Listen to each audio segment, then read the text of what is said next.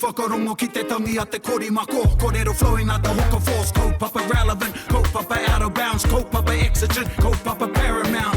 Nā kona whakapiri mai ki te kaupapa tino whakahira whakarongo pi kari mai. Hare mai, o Taringa hare mai. We gotta gather up close everybody. Gather up close everybody. Kani move that body. Kani move that body. E ngai hore titi, e ngai hore tātā, anei a ngai taringa e tuku nei nā mihi kia koutou nau mai hoki mai ki tēnei whakapāhotanga e rere atu nei kia koutou. Tēnā koutou e noho taratahi tonu nei, engari kua hiki haere ngā here o te rāhui. Engari, hei aha noiho, anei rā mātou tokotoru e mihi nei kia koutou, e noho nei mātou i te pūmahana o mātou kāinga. Engari e rere nei a Taringa i raro i ngā manaakitanga a te wānanga o te aroa from the bustling metropolis of Te Awamutu, where actually there's more people running and biking and walking dogs than there are cars at the moment. So bustling in a different way. Ana, and here we are back with you, tēnā koutou e te iwi. Nau mai. Pewhi ana kōrua e hoa mā? Kia ora. Pai. Pai oku piropiro. Ka pai o piropiro. Ai. Pai hoki oku piropiro. Me koetahi te puaheiri? Ai, ai o piropiro ngā piropiro. I te noho tarawhare, mātou ko taku whānau, i tō mātou ake whare. Ko whai oranga i roto i tō mātou ake miru. Ka pai. Ai o piropiro o piropiro.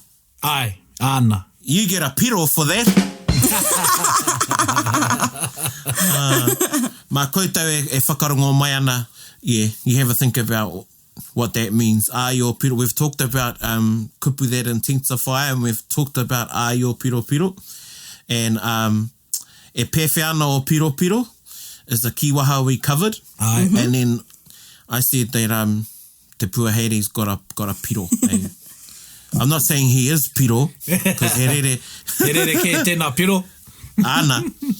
E, ka pai. Hoi anō e hoa ma, e hoki ana ngā whakaaro ki te weekend. And last week our Anzac special went out, te rā o ngā hoia. And on the Saturday we had a very different rā o ngā hoia. I don't know about you two, but I got up in the morning and went and stood at my letterbox. Ai, kia ora. Yeah. Yeah, and there were about 4 of us on our street.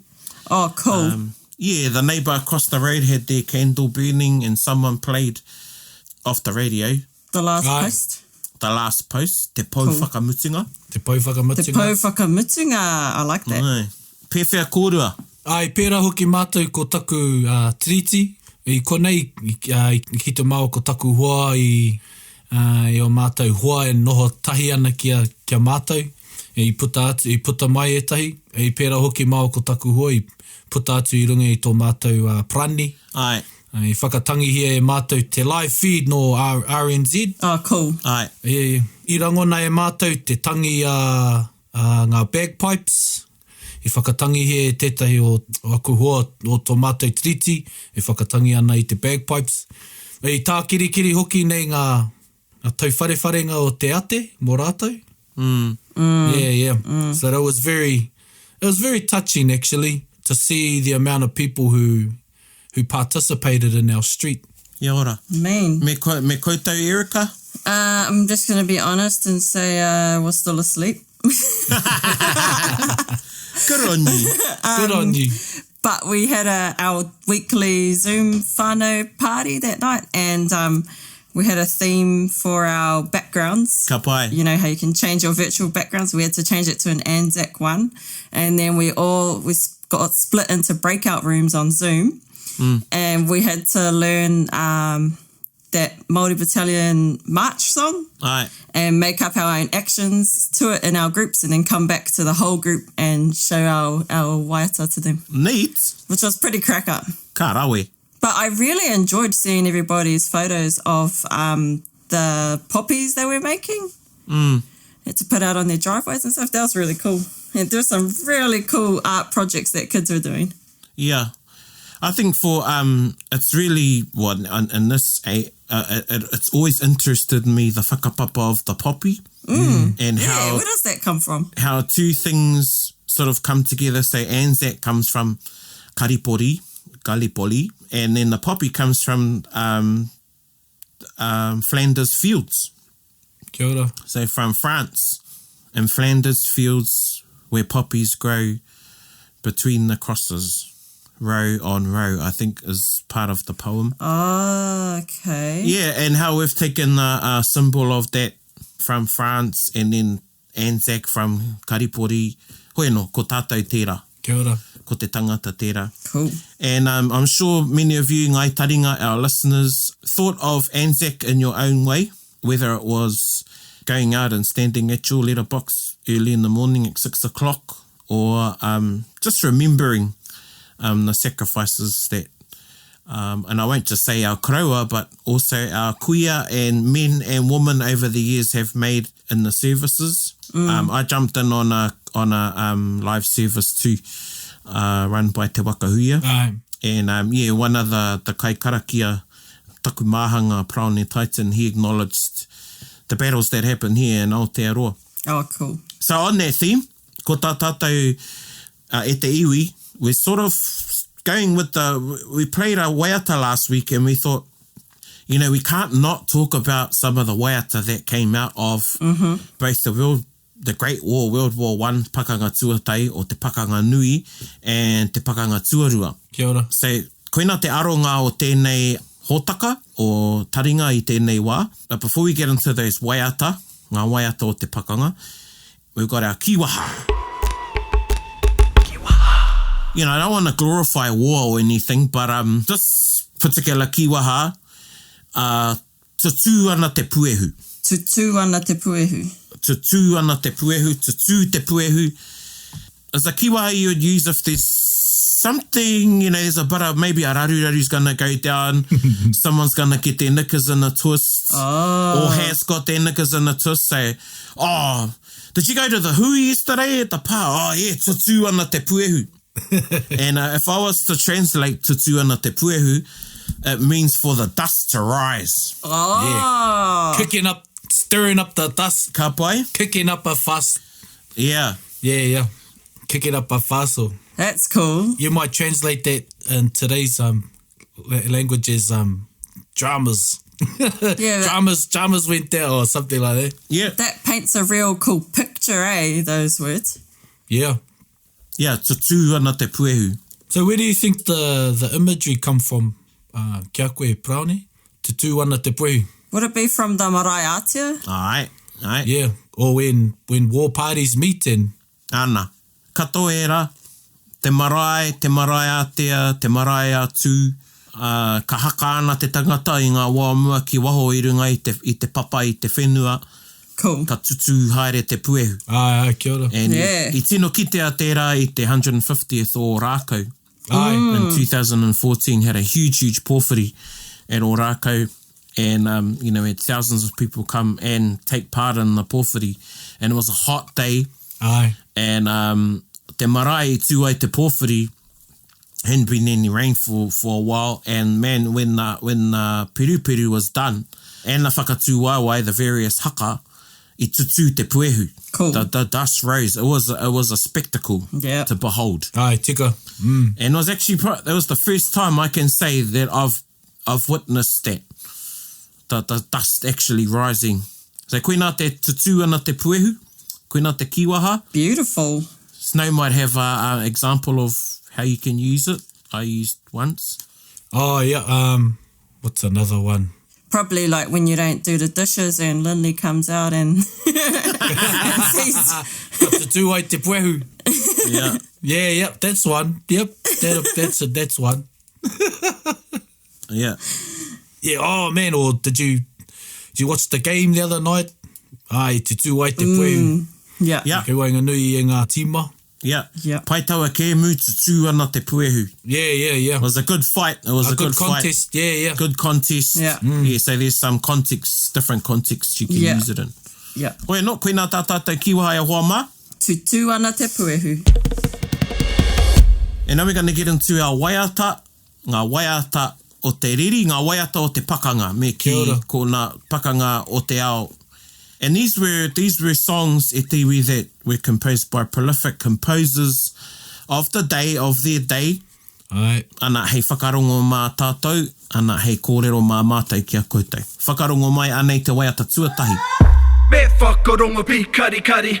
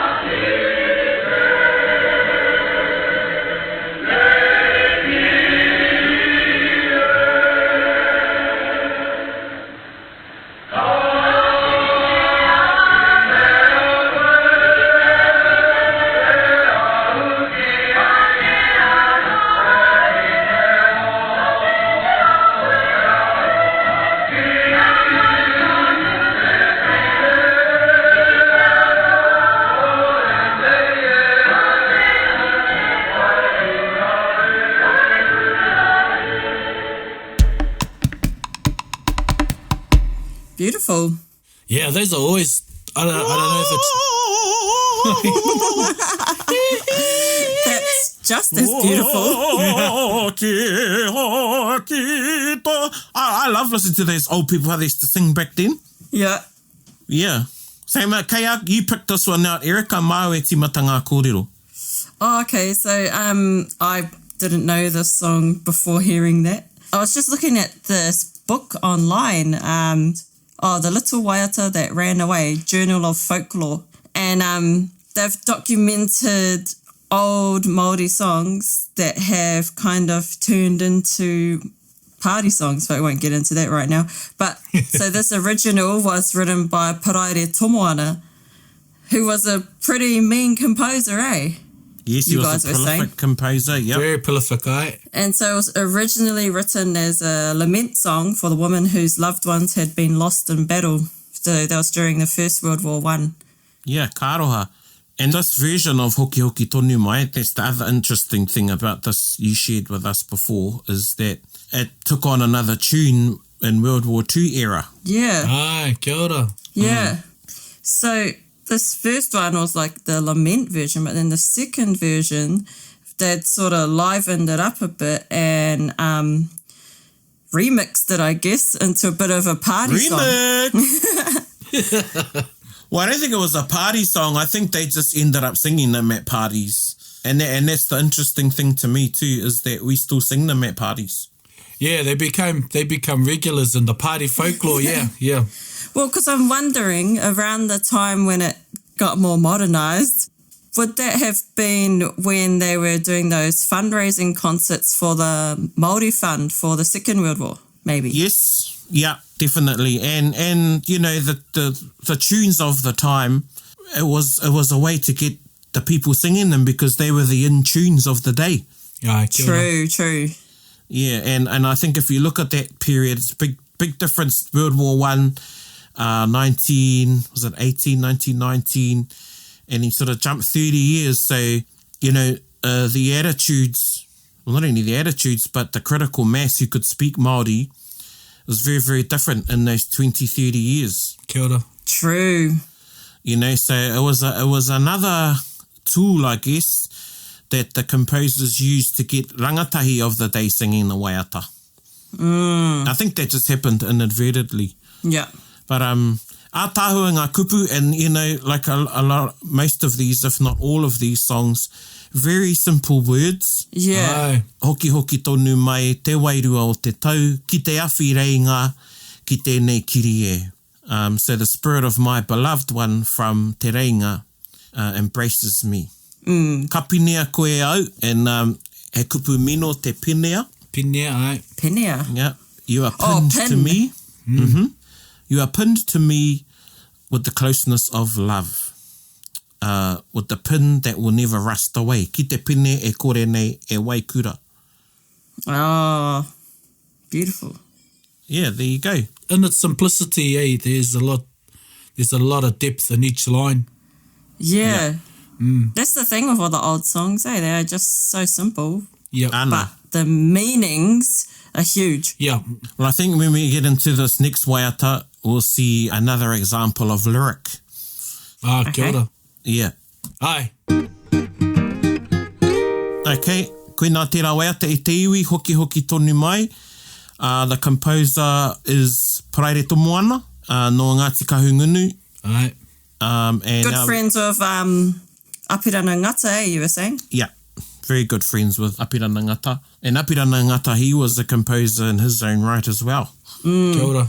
Oh, tu ana te puehu when over that bit of that debate for Paul Karekariana, maybe.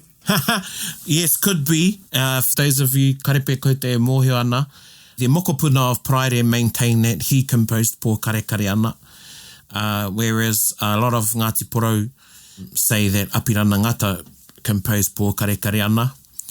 Koe nā hoi anō. Ko tā tātou waiata tuarua, ngā rā o hune, nā te puea. Kia ora. Oh, te puea. Me whakaronga pi kari kari.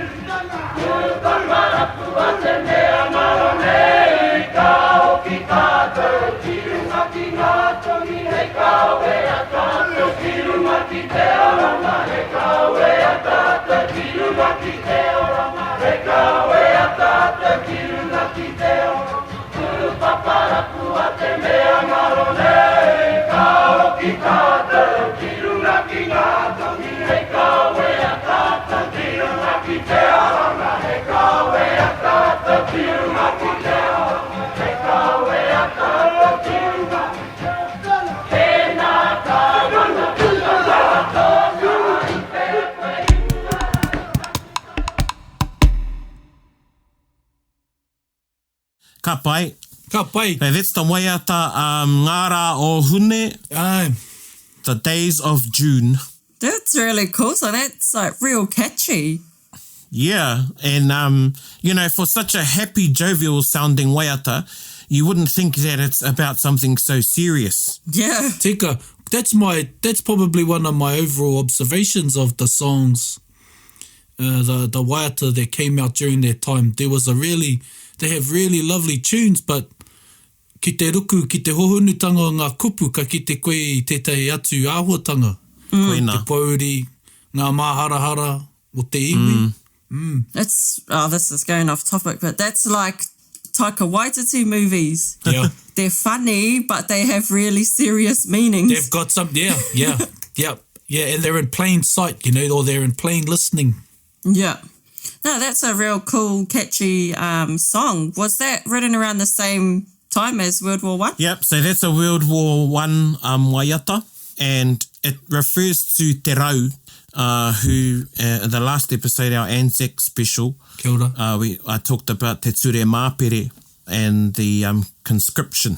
Oh, yep. And that's what this Waiata is about. It's actually about Te Rau, who was the kahuiariki who got taken and put into jail for not conscripting along with others. Yeah, and this was the Waiata that was composed about that.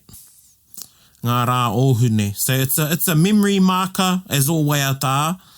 Yeah. Memory marker contains history. And yeah, and I think this is a Waiata where the lyrics, there's some hidden meanings in there. You can't take a lot of the kupu or the lyrics for face value. Aye. The second verse, we played 3 verses of the song, and this was actually the group Tani Wharau performing it as a poi, and to my knowledge it was originally I a thought poi. I could hear the poi. Yeah, and this was the winning poi from the Polynesian festival, which is now Te Matatini. Ana koenei tā rātou poi. And in the second verse, me whakatupu ki te hua o te rengarenga, me whakapakari ki te hua o te kawariki. I heard that whakatauki, or tungi kura. Yep, ka pai, tungi kura. Aye. Rukuhi atu rā te moana kiwa e te iwi nui tonu ka manawa nui. So, yeah, some of the verses, they're not as straightforward. Yeah, not as literal. Yeah, not as literal. Yeah. Pehe o whakaro mo te whiti tuarua. What do you think Te Puehu is insisting when she uses the tongi kura? I think she's inciting her people to remain strong. Aye. Yeah, but what gets me is it ends up the third line in there says Rukuhi atu rā te moana kiwa. Aye. So maybe she's still giving some words of encouragement to those that did go to war. Aye, it's as if they are traversing, eh? And she's going, yep, Yeah. go deep. Or, Yeah. Yeah. Well, I did read that, like, even though she opposed the war, she still supported those that went to war by sending food parcels and stuff. Ana. Aye. Well, it's as if, it's not, you don't want your children to go, but if they have to go, by George, I'm going to make sure they're all right, or, Yeah, yeah. I'm going to do the best to take care of them or their whānau. And pēhea te rangi, iahu mai te rangi ihia prāne, he rite tonu tā tainui whakamahi i tēnei momo rangi neha. Wai rangi Pākehā anō tēnei. Aye. John Brown's Body. Oh, Kia ora. Yeah, John Brown's Body. That's the name of the Waiata. that sounds a bit morbid. Does a bit. Song by Jimmy Smith. Ah, Jazz. Jimmy. It's a jazz song. Aye. Interesting too. That song. This was a Republican song from America, and yeah, the battle hymn of the Republic. Yeah, so it's from the Civil War era in America. The marching song between 1861 and 1877. Kia ora. And while we're on jazz, we're going to get into another jazzy Waiata.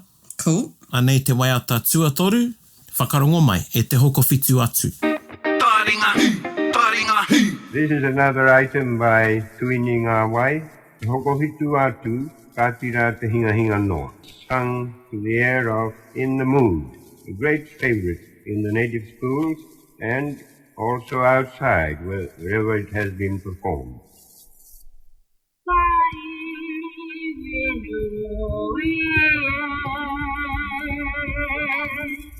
Hey!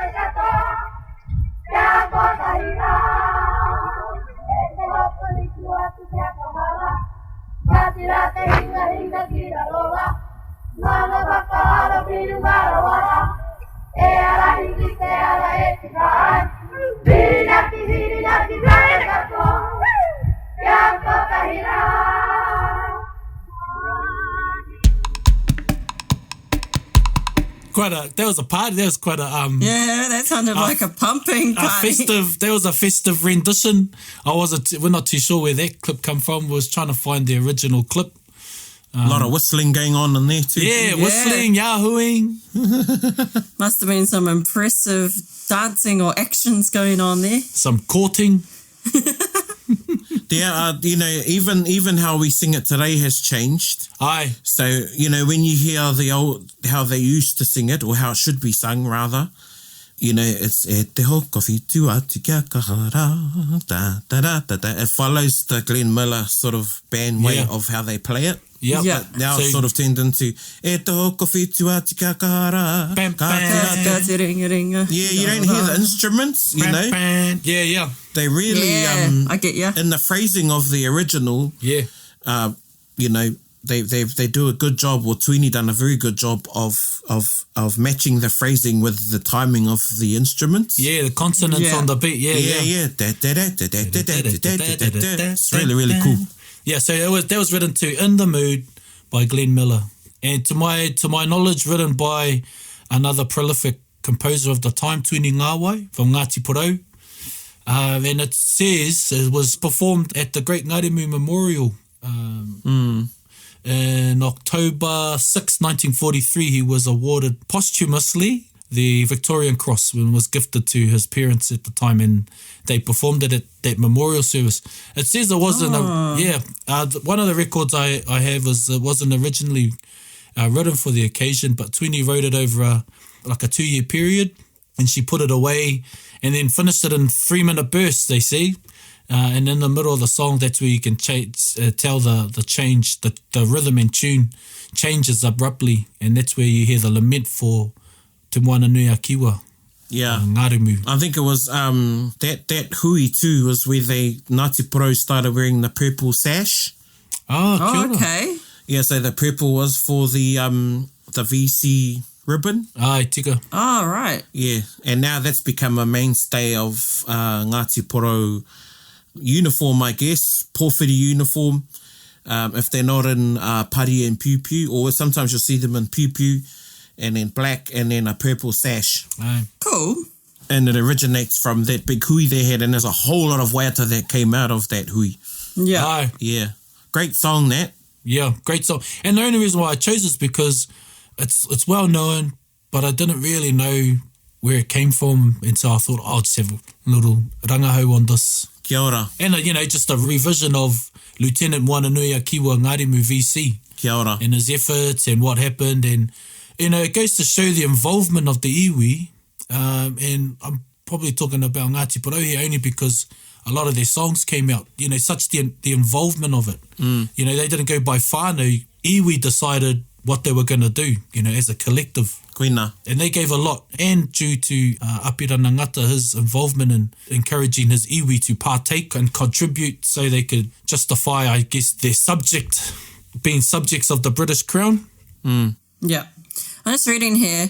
It says he was the only full Māori to have won a Victoria Cross during World War II. Yeah, it's really that not Ngārimu, but just the awarding of the Victoria Cross is a bit of a point of contention to some iwi. Aye. Te Arawa being that iwi, and I support Te Arawa, that they believe, and so do I, that their koroua hane manahi should have been awarded Victoria Cross. Okay. There was still there. It was sort of the whakaro, I think, from te kāwanatanga, and the hierarchy in the army, which are mainly Pākehā, was, well, you can only give one to a Māori. Yeah. Ka nui tēnā. Yeah. So, and tātou tokotoru, we don't just see ourselves as Māori, we see ourselves as our iwi. Aye. And Te Arawa fully believed, and not only Te Arawa, but people who were in that contingent believed that Hane Manahi should have been awarded the Victoria Cross as well. Kia ora. Yeah. Now we're going to go back to Praere. So we've had Praere, and then Te Puehu, and then Tuini, and now we're going back to Praere, but this is the second rendering of his Waiata Hoki Hoki Tonu Mai. The modernised version. Aye. the modernised version in their time. Yeah. Yeah. Whakarongo mai. Kani move that body. Hoki hoki tonu mai, te wairua o te tau, ki te awhireinga, ki tēnei kirie, ki tēnei kirie.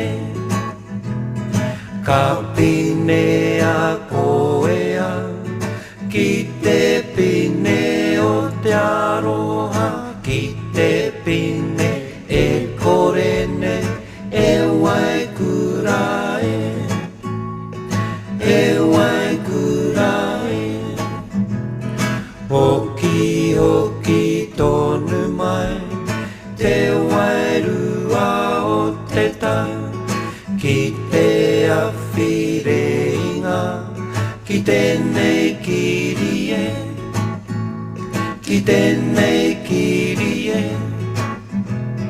Ka pine a koea, ki te pine o te aroha, ki te pine e korene, e wai kurae, e wai kurae. So that's the tune I think most people know. Aye. Yeah, so exact same lyrics, but just a new tune. Yeah. And see, like same again, it gives it a whole another dimension. It actually makes it a child song, almost that type of that type of singing. Yeah. And so this was remade during the 1940 period. Is that right? During the World War II period? Yeah, around World War II, yeah. It doesn't say, but I'm thinking maybe it was like modernised around the times when they were fundraising for the Māori Soldiers Fund. And the tune to that is? Little Brown Jug, I think it was called. Little Brown Jug. There you go. Not that I've ever heard that song. But it was from that same guy, Was it Glenn Miller? Glenn Miller, yep. Glenn Miller does a version. I've come to know these Waiata, those rangi Pākehā, through these Waiata Māori. Same. Oh, true. I wouldn't have known them. I wouldn't have guessed them. Maybe Glenn Miller would have been a standalone because I think that was one of the most famous songs during that time anyway. Yeah. But yeah, these tunes. It still makes me ask why. And I know it's because it was the tune of the time. So here's a pātai, Braune. Did they compose traditional mōteatea based on this time? Do you know of any? Yes, I do actually. I've got one here I could play. And it was by a karaua from Waikato, and he sung it at the pōwhiri at Tūranga Waiwai. Kia ora. Do we want a little listen of it? Yeah, we have a little listen. So this Waiata is an example, it's the only one I've ever heard, which takes the form of a mōteatea. Mm-hmm. So to say something is a lament is one thing, but to actually say, I think what you're asking, te puaheiri, mehe mea I puta etahi Waiata rite nei ki te mōteatea. Aye. And this is the only one I've heard. Yeah. Where he mōteatea tēnei, he tino Māori, te tangi, te oro o te reo. Kia ora. Gather up close, everybody.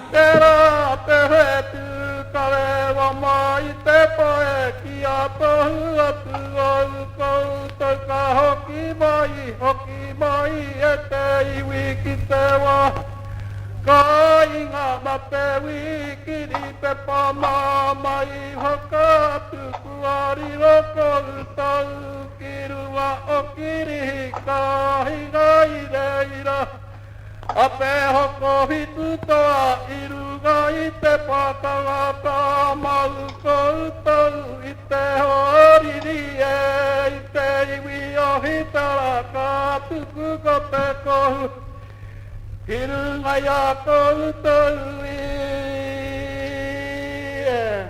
Kua mau here here Kua mate kireira Itu kaia kiri hoki mai e pehi Kirunga I te mohu tere Wharam te koea I noho I oki oki Ki te whakataangenge ka puta mai te taua mā ngā pia mana whango tonu ko te rangi.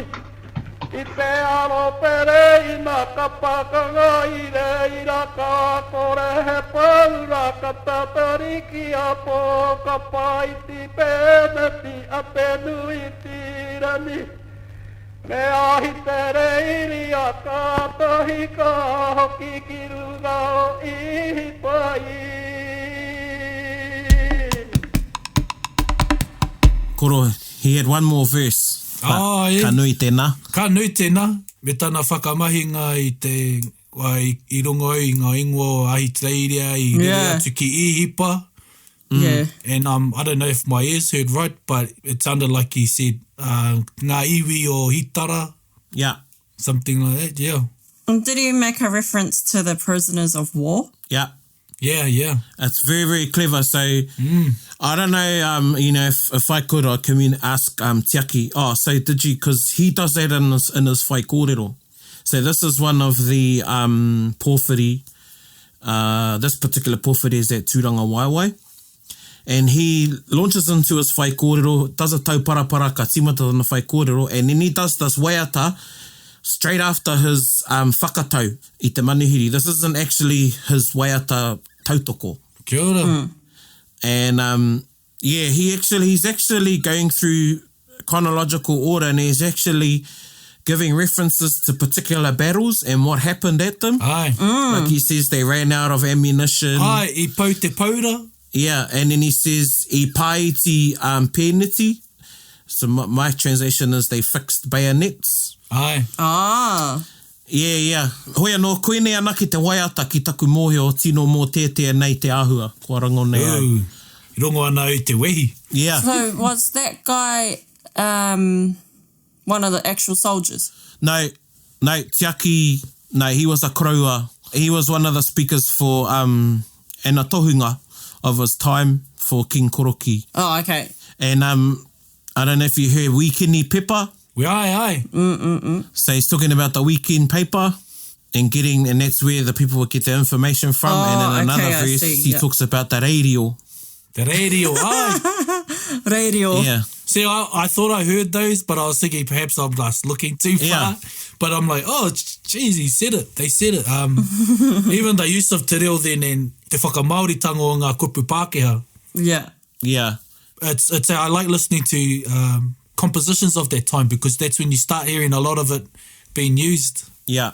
Interesting too there, you know, when he makes reference to the Weekini Pepper and te radio, Yeah. there's a lot of communities, only one or two whare had a radio. Aye. You know, some didn't have any radio.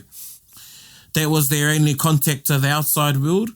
And going off kōrero, I've heard from various kaumātua, when they remember going to such and such as whare, ki te whakarongo ki te rērio, to get the updates of what was happening overseas. You know, and each whare would send someone to their whare to get the updates. True. Of the radio, and then they'd all go back. So, you know, you might have to, you know, and this isn't just across the road. No. Some of these communities, you know, you'd have to ride or walk Or paddle. to such and such whare. Yep. Listen to the radio and then go back and tell your parents or your nani and koro and your whole whare about, this is what's happening overseas. Yeah. Yeah. Wow. That messenger, eh? Koina te āhua. Ana, koina te āhua. Hoi anō, he rawe tērā waiata. Aye. Whakarongo ki te koroua. Yeah, and Kia Tiaki Hira. a really good recording quality too. A lot of the recordings from back in those times, it's hard to understand what they're saying. Yeah. Ko ai anō taua tohunga e tai? Tiaki Hira. Tiaki Hira, ai. Tiaki Hira. Ai. Cool. Awa, anei tā tātou waiata whakamutunga, tomo mai e tamama, whakarongo mai.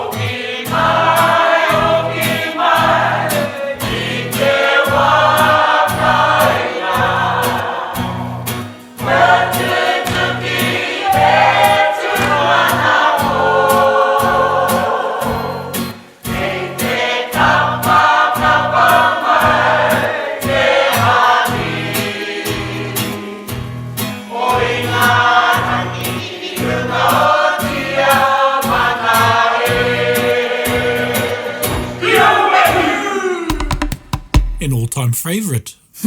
It is, but it isn't because everybody doesn't sing that version. Aye. Yeah, I don't think I've ever heard the whole version. Well, Yeah. I thought this was a sobering version. Yeah, and that's good you put it like that because that's actually the real version. And, you know, how we sing it today, and I only hear it sung properly when I'm with a whole lot of Ngāti Porou people, to be honest. Kia ora. Yep. So this is how Tomo Mai is meant to be sung. Yeah.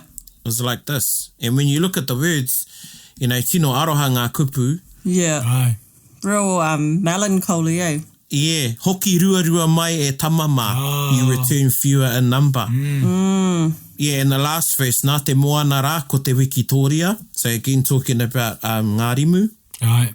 Hei whakamaumaharatanga for us to remember ki o rātou tinana kei pāmamao Koia. of their bodies far away. Ki o rātou ingoa kei muri nei and their memories, their names with us. So, yeah, I remember I went to, i hare mātou ki te kawakawa mai tawhiti. Te araroa. Te Araroa, yeah.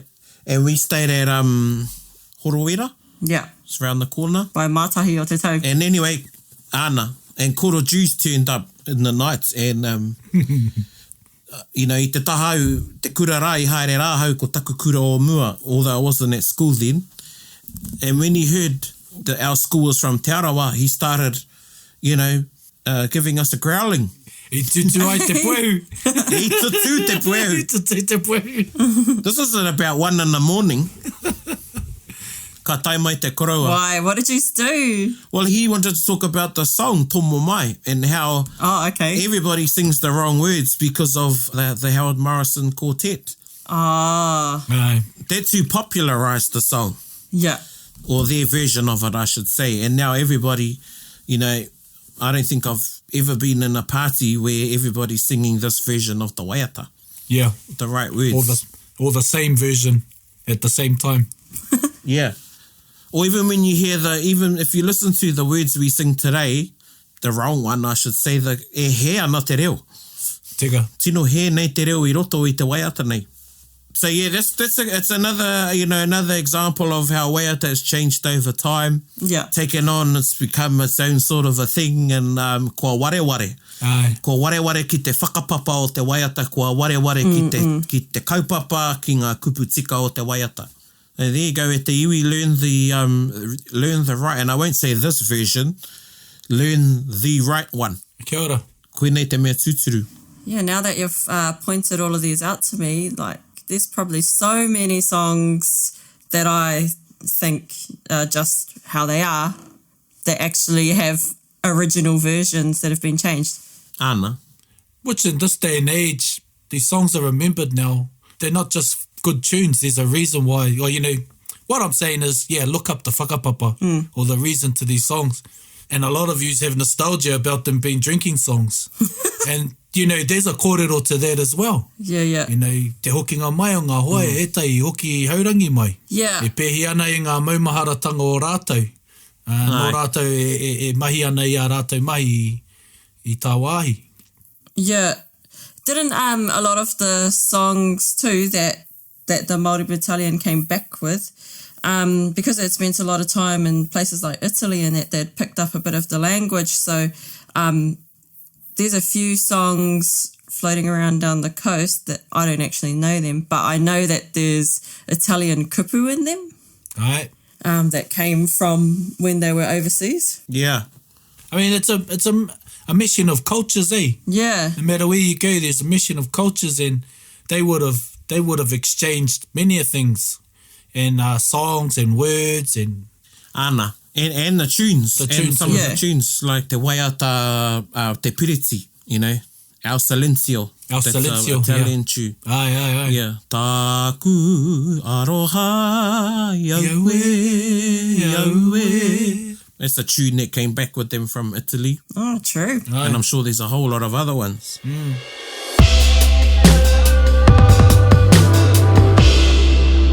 Hoia no, that's only 5 Waiata that we were really for. Yeah. 2 Yeah. versions of one. 2 versions of one, yeah. Of Waiata that we picked up for you at te iwi. And yeah, there's a whole lot more Waiata that were composed in both World Wars. Engari, ko tāku kia koutou, find these waiata that we've shared and the other ones, and then have a look at the kupu they use, I roto i ngā waiata, and actually have a look at the kupu full stop, because, you know, it's like people who learned the wrong words to tūtira. Even ngā waiata Pākehā, we learn the wrong words to a lot of waiata we sing. We've got our own lyrics. Yeah. Until you see the words. That's me. Yeah, well, that's all of us. That's all of us. You know, I hear ngā hui playing Beyonce and I'm thinking Beyonce's singing one thing, but it's actually something else. Yeah. Yeah, and actually learn the words, find the words and learn the kupu ki ngā waiata nei. Like gather up rope, everybody. Yeah. Yeah, get the rope close, everybody. Ana. I think ko eke a tātou kōrero ki te wāhi pai, e hoa mā. And Snow suggested we sing Te Hoko Whitu Toa, another one by Tuini. But yeah, let's listen to this version, a pre-recorded version of that waiata. Whakarongo mai.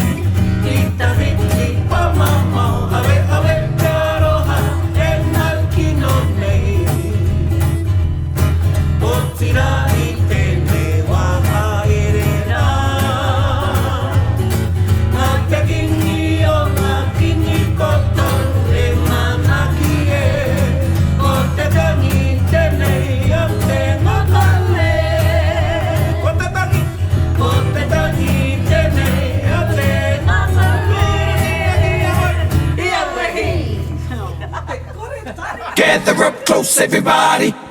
Anyway, Tiwi, you can look that one up. That's another one from Tuini Ngāwai. Mā koutou tērā waiata e rangahau Te Hoko Whitu Toa. Ko mātou ene e tuku nei a mātou mihi kia koutou. Hope you've enjoyed this session of Taringa while we are all still in te noho motu, te noho taratahi, te noho tūhaha, te noho moho au. I tēnei wā o te mate urutā. Kia tautonu ngā tauwhirotanga te wāhi ngaro kirunga ki tēnā o koutou, kia hāneanea te noho, kia maoriori te noho, kia haumaru te noho. E te iwi, hei kona mai rā. Hei kona. Kia ora mai. Bit whakaronga pi kari kari. Gather up close, everybody, buddy. Taringa. Yeah, tahuri mai ki au. Whakarongo ki te tangi a te korimako. Korero flowing out the hooker force. Kaupapa relevant, kaupapa out of bounds, kaupapa exigent, kaupapa paramount. Nā kona whakapiri mai ki te kaupapa tino whakahira whakarongo pi kari kari mai. Hare hare mai, o Taringa hare hare mai. We gotta gather up close, everybody. Gather up close, everybody. Kani move that body. Kani move that body. Taringa, he mea tuku nā te wānanga o Aotearoa, nā te māngai pāho I tautoko. To listen to more episodes, search for us on your podcast app and subscribe. Taringa, whakarongo mai.